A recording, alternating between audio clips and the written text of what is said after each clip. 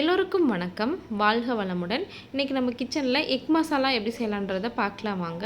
First pan எடுத்துக்கலாம். Pan நல்லா heat ஆனதுக்கப்புறம் 2லேருந்து 3 டேபிள் ஸ்பூன் அளவுக்கு ஆயில் சேர்த்துக்கோங்க. ஆயில் நல்லா சூடானதுக்கப்புறம் மீடியம் சைஸ் வெங்காயம் 2 பொடியாக கட் பண்ணி வச்சுருக்கேன். பெரிய வெங்காயமாக இருந்தால் 1 சேர்த்துக்கோங்க.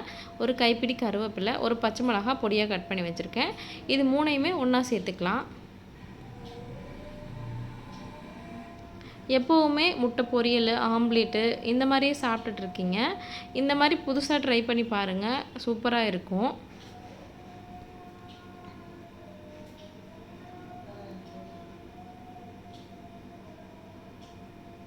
இப்போ வெங்காயம்லாம் சேர்த்தாச்சு. இப்போ இதை நல்லா வதக்கி விடலாம்.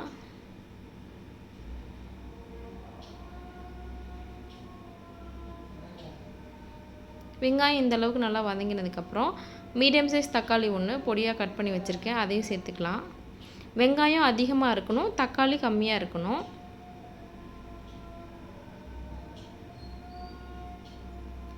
இதில் தேவையான அளவு உப்பு சேர்த்துக்கலாம். வெங்காயம் தக்காளி நல்லா வதக்கி விடுங்க. வெங்காயம் தக்காளி நல்லா இந்த அளவுக்கு வதங்கினதுக்கப்புறம் இதில் ஒரு 1/2 டேபிள் ஸ்பூன் அளவுக்கு இஞ்சி பூண்டு பேஸ்ட்டு சேர்த்துக்கோங்க. இஞ்சி பூண்டு பேஸ்ட்டு கொஞ்சமாகவே சேர்த்துட்டா போதும். இதை நல்லா மிக்ஸ் பண்ணி விட்டுக்கலாம். இதில் ஒரு 1/4 டீஸ்பூன் அளவுக்கு மஞ்சள்தூள் சேர்த்துக்கோங்க.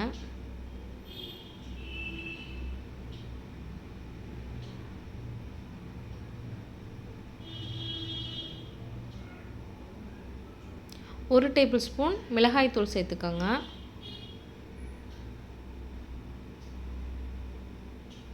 ½ டேபிள் ஸ்பூன் தனியாத்தூள் சேர்த்துக்கோங்க.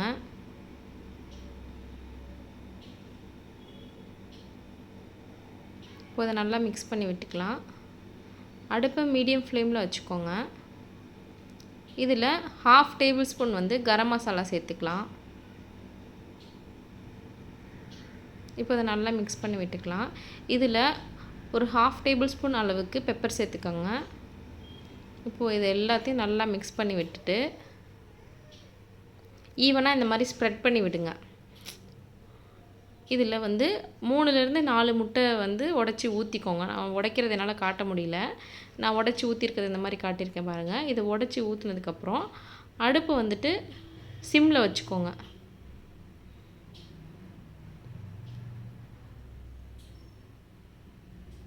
சிம்மில் வச்சா தான் ஃபுல்லாக நல்லா குக்காகி வரும். அதனால் சிம்மில் வச்சுக்கோங்க.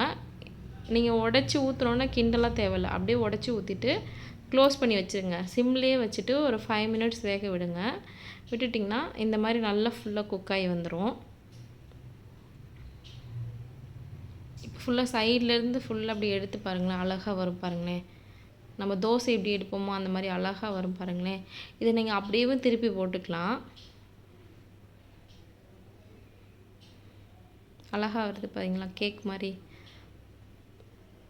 இதை அப்படியே திருப்பி போடனாலும் போட்டுக்கலாம். நான் சும்மா பீஸ் பண்ணி போடுறேன்.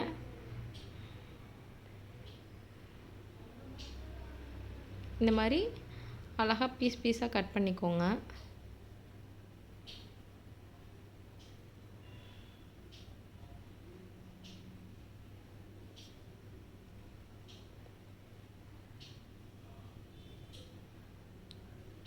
இப்போ இதை அப்படியே கொஞ்சம் கொஞ்சமாக திருப்பி போடுங்க.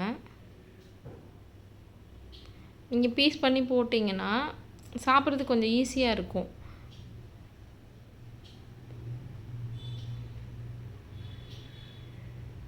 ஃபுல்லாக அப்படியே ஒன்று ஒன்றா திருப்பி போடுங்க. இது ரொம்ப கஷ்டம்லாம் கிடையாது, சும்மா ஒரு 10 மினிட்ஸில் குக் பண்ணிடலாம். இது ஃபுல்லாகவே அப்படியே நல்லா ஃபுல்லாக திருப்பி போடலாம். சப்பாத்தி, ரசம் சாதம், வெரைட்டி ரைஸு எல்லாத்துக்குமே செட் ஆகும். நீங்கள் சும்மா ஸ்நாக்ஸ் மாதிரி கூட சாப்பிட்லாம், நல்லா சூப்பராகவே இருக்கும். அவ்வளோதான், சூப்பராக திருப்பி போட்டாச்சு. இதை அப்படியே ஒரு நிமிஷம் நல்லா வேக விட்டுடலாம், அப்போ தான் பின்னாடி நல்லா வெந்து வரும். இதை மூடி வச்சுக்கலாம். ஒரு நிமிஷம் மட்டும் வேகட்டும், அவ்வளோதான். ஒரு நிமிஷம் வெந்தாச்சு, எடுத்து பாருங்கள். ஃபுல்லாக எல்லாமே ஈவனாக நல்லா குக்காகி வந்திருக்கு பாருங்கள். பார்க்கறதுக்கே எவ்வளோ கலர்ஃபுல்லாக இருக்குன்னு பாருங்கள்.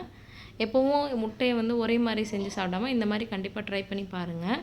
குழந்தைங்களுமே விரும்பி சாப்பிடுவாங்க. லஞ்சுக்கு எதுவும் பேக் பண்ணுறது அப்படின்னா இந்த மாதிரி கூட பேக் பண்ணி கொடுங்க குழந்தைங்க. சூப்பராக இருக்கும். கண்டிப்பாக இந்த மாதிரி ட்ரை பண்ணி பார்த்துட்டு எப்படி இருக்குன்னு கமெண்ட் பண்ணுங்கள். Subscribe and follow my channel. Thank you.